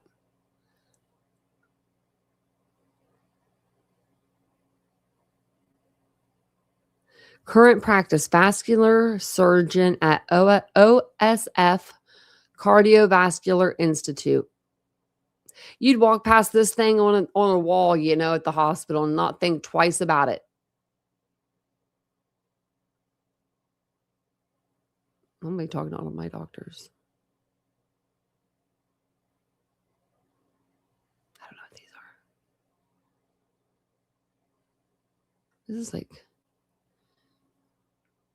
I don't know what that is.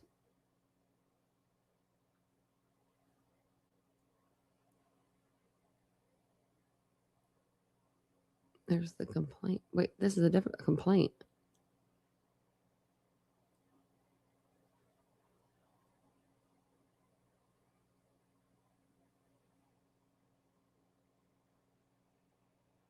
Oh, this is okay. I thought this was something different. I saw like, I don't know what I'm seeing. Okay, we'll go through all these though on our next live. But what else do I have up here? Let's see, because I probably have a lot. Maybe I don't. Maybe I don't. That's stuff we already went over.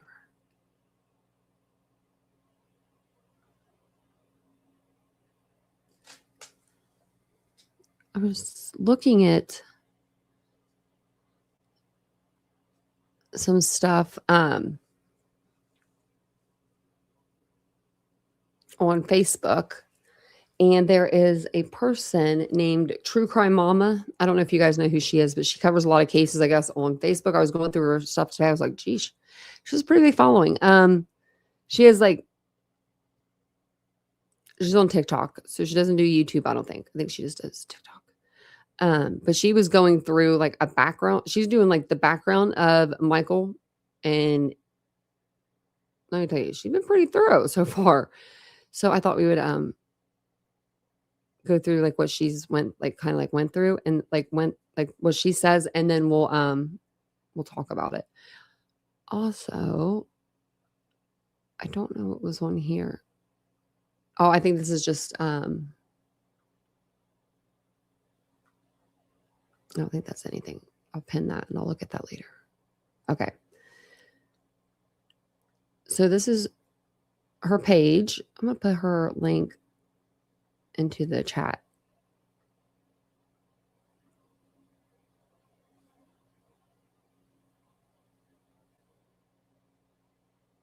Yeah, so his I guess like his practice was sued or something for malpractice, but he doesn't have anything on his record from it. So I'm not sure. But look at all this stuff she wrote. She was not messing around. And then she's got like these screenshots too. So she comes with the receipts. It says, as I continue to look into the background of Michael David McKee, I want to share verified information along with clearly identified firsthand accounts and public responses. This information does not allege criminal conduct. It is shared solely to provide context as more questions emerge. Multiple sources confirm that McKee was adopted as an infant by a former Tri-Valley local schools administrator and his wife. The couple was reportedly unable to have biological children. McKee was raised as an only child in Muskingum County, Ohio, a close-knit community. He attended and graduated from a local Catholic school. Those who knew him growing up consistently described him as highly intelligent and athletic. He played football all 4 years of high school, basketball for 3 years, and was active in clubs and student council and graduated with academic and athletic honors. Okay. I have confirmed that McKee's parents are still living, but have not been in contact with their son for many years. Sources say they attempted to have others reach out on their behalf after he withdrew, but those efforts were unsuccessful. I'm told his parents were devastated by what has unfolded and deserve privacy and compassion. Several former colleagues and acquaintances have also reached out. One healthcare worker who worked during his residency years described McKee as socially withdrawn and not well liked by fellow residents or attending surgeons. She and others shared accounts of strained interpersonal relationships during that time. She also noted that following his 2017 divorce, McKee distanced himself from friends and eventually lost contact with many people who once knew him well. Now, maybe those people were friends of, Monique's, and they kind of left when they got divorced, but I don't know. At the same time, a family member spoke publicly expressing shock and heartbreak. They described McKee as kind, gifted in sports and academics, and said the situation feels completely out of character compared to the person they knew growing up. That family member asked for prayers for all involved, reflected on mental and emotional struggles, and emphasized faith, forgiveness, and the belief in second chances. They also stated that they do not know what occurred behind closed doors and expressed sorrow for the victims and their families. Public responses to that post vary greatly, as you can imagine.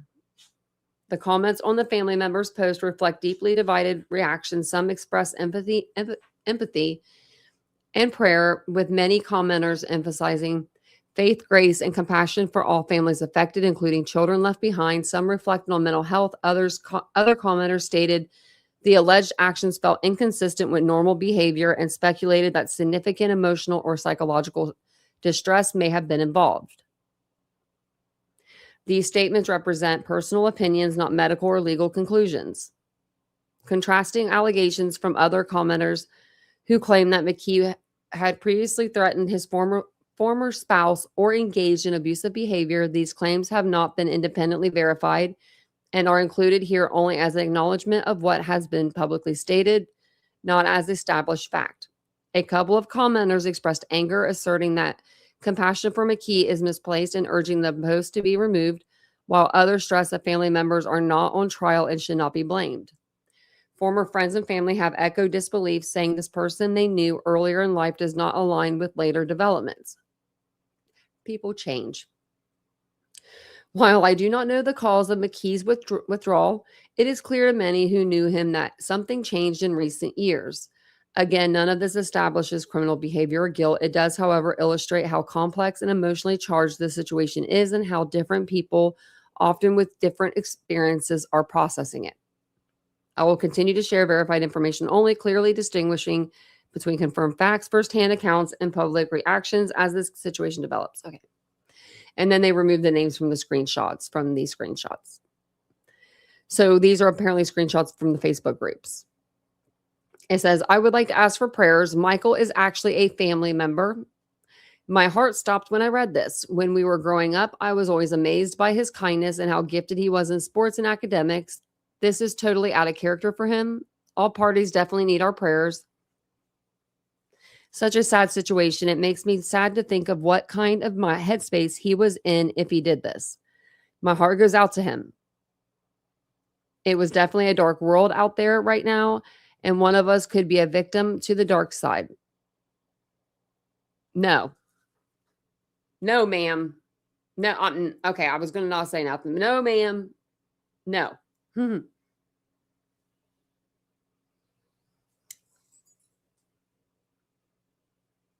No. He could have got help. It's called therapy. And you know when you need therapy. You know in the beginning, there's something going on with you and you need to go see someone. Whether you go do that or you don't is on you, right? It's not on anybody else.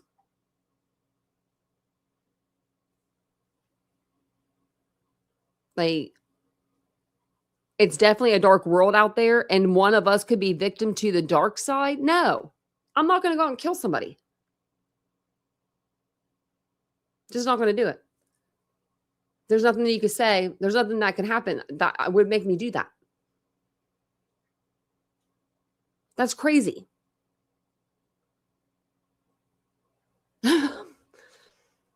So please stick close to God and a few people you can trust. Keep moving towards the light. God will not fail us. Oh my goodness gracious. Okay. So these look like they're replies. I don't know if this replies to that or not, but it says, when I saw this, I thought for him to drive from Chicago and still be angry about what set him off when he started that drive, there has to be some mental health issue. This is not normal human behavior. Usually a long drive will cool the anger. So, okay. Normally, if you're having a mental issue, it'll subside too. Like, I mean, if you're having like an anxiety attack, those only last for about 20, 30 minutes. I don't think this is like a mental disability. He was able to go to work every day. Well, I mean, maybe unless he wasn't going to work every day. He threatened her life while they were married, put a pillow, this is just speculation, put a pillow over her face while she was asleep, told her if she ever left him, he would kill her. She told her friends if anything ever happened to her, if she was ever murdered, to tell the police to look at her ex. So prayer for the victims and their families. And this is kind of cut off, but it says, I think it might be on the next one. Let me see. Yeah, right here. Such a tragic situation, loss of life and children without their parents. Doesn't he have a history of documented abuse, domestic violence, and restraining orders? No. We never see what happens behind closed doors between two people. Those who knew my mom's ex-husband thought he was the nicest guy. He was not. Okay. I'm sorry for your I'm sorry for what your family is going through, but sports and academics don't show person's character. Seems like it wasn't just a moment for him. It was who he was. We all have a dark side, but we try to bury it instead of acknowledge it and love ourselves as whole. It's when you let the demons and the dark side take over is when the problems arise. Be well. And then someone wrote, this whole case is sad. You really don't know what's going through someone's head. Not that killing is justified, but I do have sympathy. I am so sorry your family is going through this. Let me see this. I am so sorry your family is having to deal with this. Not one of us is without faults. And as you said, the dark side is just one step away for so many of us. It says, one of my favorite quotes states, every saint has a past. Okay. And this is, my heart goes out to all of you, and especially his sweet parents. It is truly unbelievable. I know people on both sides of this horrific case, and it's heartbreaking all around. I just can't imagine the pain he had to be in to make that decision. Love and prayer to his family and to those poor children. The pain that he was going through. Man, I have no sympathy for murderers. Alleged. I mean, he's alleged, right? It's all alleged. But in my brain, I'm thinking right now, like, this isn't alleged, but it's alleged. But if he did do this, these people are being awfully kind, especially because I think these people knew him back when they probably went to college with him or something. And they're like, oh, he was such a great guy though. We used to go to the bars, and he used to be the drunk at the town. He'd get drunk. He'd tell jokes. I think those are the people. I mean, because unless these people live in Illinois, they don't know him that well anymore. He doesn't live in the state. And I mean, these people are saying they know people on both sides. So I'm assuming they live in Ohio. Because Spencer didn't live in Illinois. I was stunned. My family was stunned. We love your family, redacted. You and the rest of your family, other than Michael, are not on trial. I am sending love to your family, the families of the victims and their children. I hope the upcoming months bring awareness, peace, and justice for everyone affected in any way by this horror.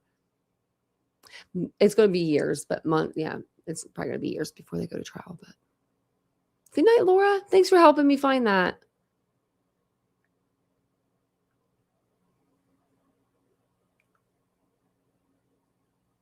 Hey, Barbara.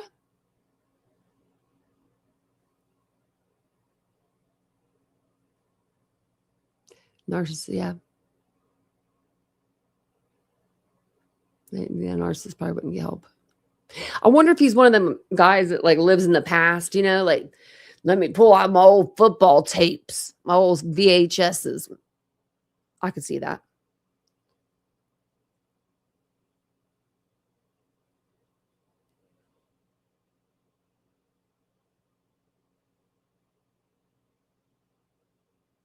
That's a little late in life for a mental health situation. Tracy said, yeah.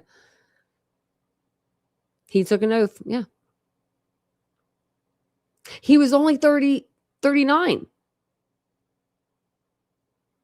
My age. I mean, I'm 40, but who's counting? Yeah, so he lost contact with his family. I mean, maybe he was trying to start over. I don't know. That's weird. So with no contact with family, started losing contact with friends. I wonder when this happened. You know what I mean? Like 2020 happened and it kind of made everyone a little different. I think we're all a little different after that. I'm more of a shut-in after COVID. I think he looks like the guy off The Incredibles. I swear he does. That jawline, he looks like that superhero off The Incredibles, but he's not a superhero. And it was weird because when we were looking at the picture of him walking, let me see if I can find it. Like, can't really see it. But I thought that he had, let me see if I can show you. Okay. You can't really tell, but I thought that he had decent shoes on. And I don't know why I thought this when he's actually like walking in the video, it looks like he's wearing like boots, like these, and they're like a leather boot. I don't know how to explain it, but I was like, his shoes look kind of nice. And I just remember thinking about that, like the last few days before they caught this guy, I was thinking about that. And I was like, this guy looks like he has, like, could almost have money. Like, because I was looking at the outfit, like part of him, like, even though it was just a black sweatshirt, baseball cap, light jeans, and boots, I was like really looking into it. Because that's what I'm good at. I'm good at clothes. But I mean, it sounds like they got the right guy so far. You know what I mean? If they saw this guy, that's Monique's ex-husband, that lives 6 hours away in Chicago, at her location at the time in the day that she's murdered and her husband's murdered, I mean, I think you're probably heading in the right direction, right? So He would have been, I mean, late 80s, he could have been adopted in late 80s. I think they said he was an infant. I thought it did. Now I don't remember where the article was.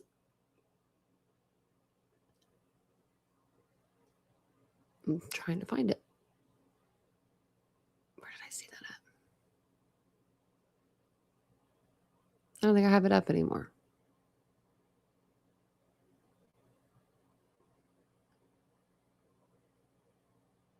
I don't. I think he was like, he was young. Thank you. I appreciate that, Layla. He does have a distinct walk. But I think the reason why he was I still think he's like probably a little like a little pigeon-toed. But back in that alleyway, it's all gravel. So it's all like in the middle gravel. And then there's wires that are electrical wires that are just like hanging down. Like, I'm not even kidding. You're just chilling out there.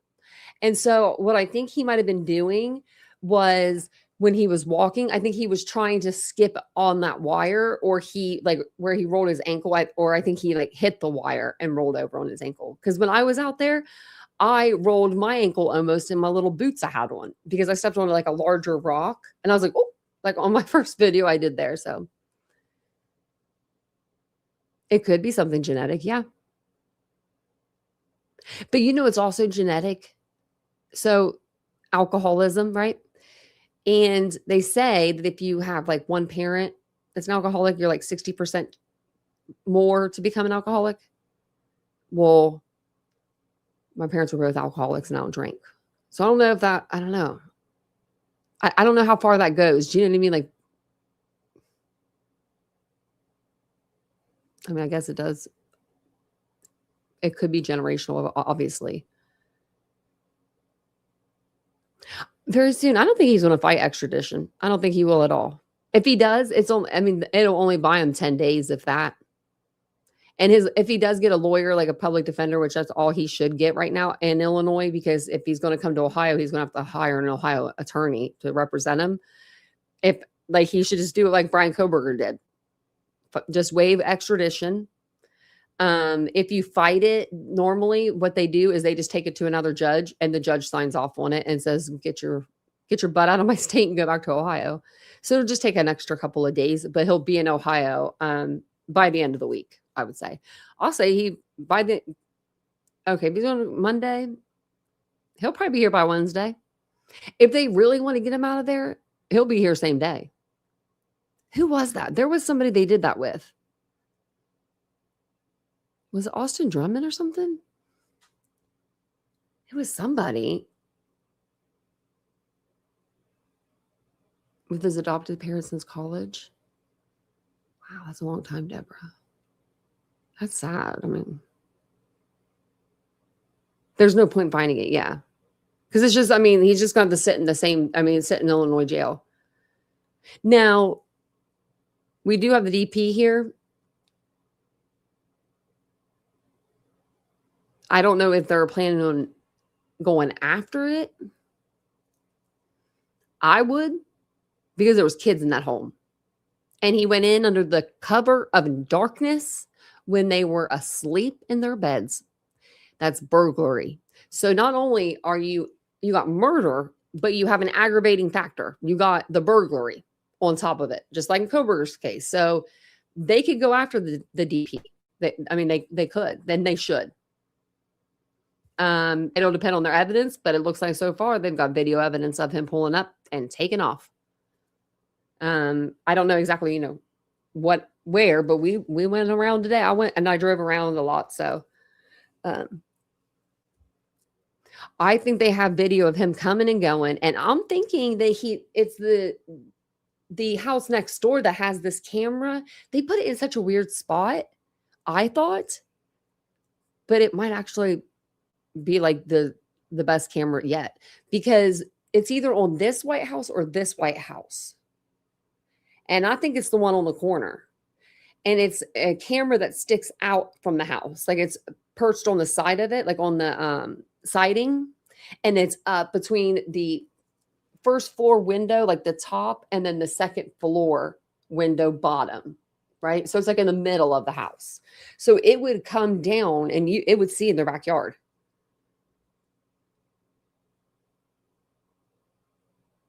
We don't know the time of this video. There's no time on it. They never gave us a time. Unless it's somewhere now. I mean, you know, I haven't seen it anywhere though. Now it looks like we have a time for his hearing. It's going to be at 1:30.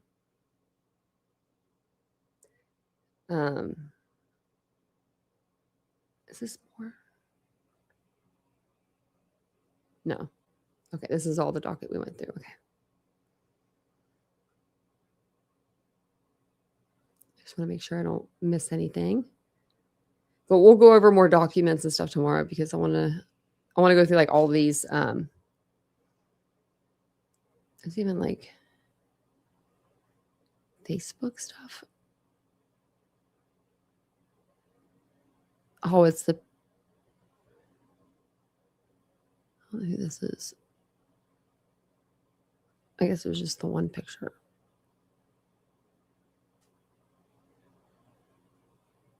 It was this picture.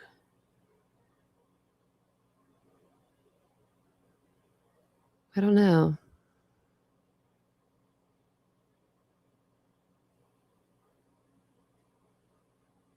Something about this I don't know, just she ain't convincing me. Yeah, definitely had premeditation, yeah. Yeah, 1:30 tomorrow. It's a smart house? Oh, I didn't know that.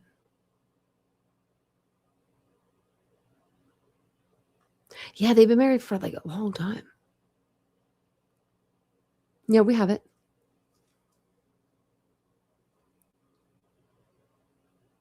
Yeah, he crossed state lines to do this too. So, yeah, Ohio has the death penalty. You know who he reminds me of, to be truthful with you guys? He reminds me of this surgeon that I had. I don't know if he was a surgeon. And I hated him. And I don't know why. This guy reminds me of him. This picture here, not the one when he looks like the Incredibles. Like now, he looks a little different. But he looks just like the guy. And the guy was, I mean, the biggest asshole ever. I remember he would wake me up every morning at 4 a.m. because that's when he decided he wanted to do his rounds. And he would come in and press on my toe and like see if I was like getting circulation or something. And he'd bring in a whole slew of students with him. I'm like, is this necessary? Like, I was so rude to him. I was never mean to anybody in the hospital, but this guy, I did not like him. For some reason, me and this guy, not this guy, but the guy that looks like him, we didn't get along. So when I see him, I get that same, like, I could see why people didn't like you and I don't even know you. He hasn't even talked. Possible stalking, yeah. No, I mean, yeah, I think he could have even been like just cyber stalking her, right? Looking at all of her stuff. They'll be able to, we'll do some Google Trends too. I'll think of some different things that people haven't searched for. And we'll go over that in our next live. But I'm going to jump off here because it's getting late. But thank you guys all for being here tonight. I appreciate it. If you guys don't mind, hit the like button, subscribe to the channel, and hype the video if you can on the way out. Sorry, I got a little upset a little bit earlier today. But I would never be disrespectful and to a victim's family anytime, anywhere, no matter what. I would never.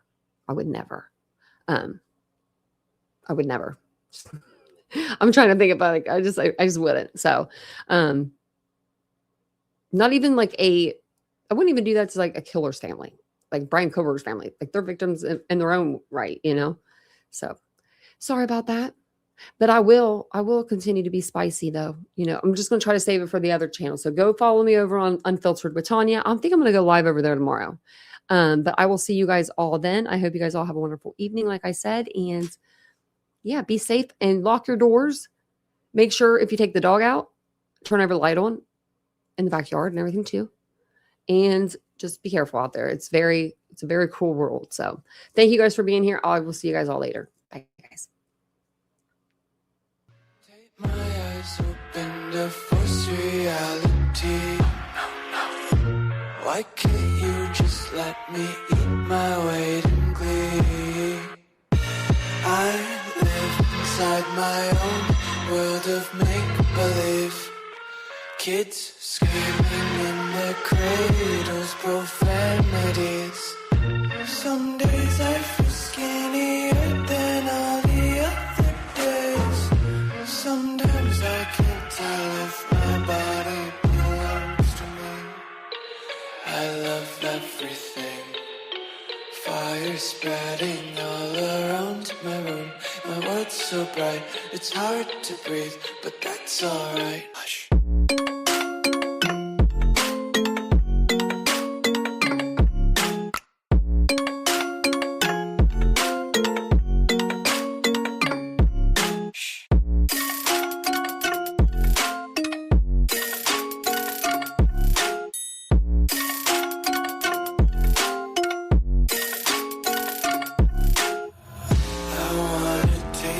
Content, hold your breath and feel the tension. Devils hide behind redemption. Honesty is a one-way gate to hell. I wanna taste consumption. Breathe faster to waste oxygen. Hear the children sing aloud. It's music till the wick burns out.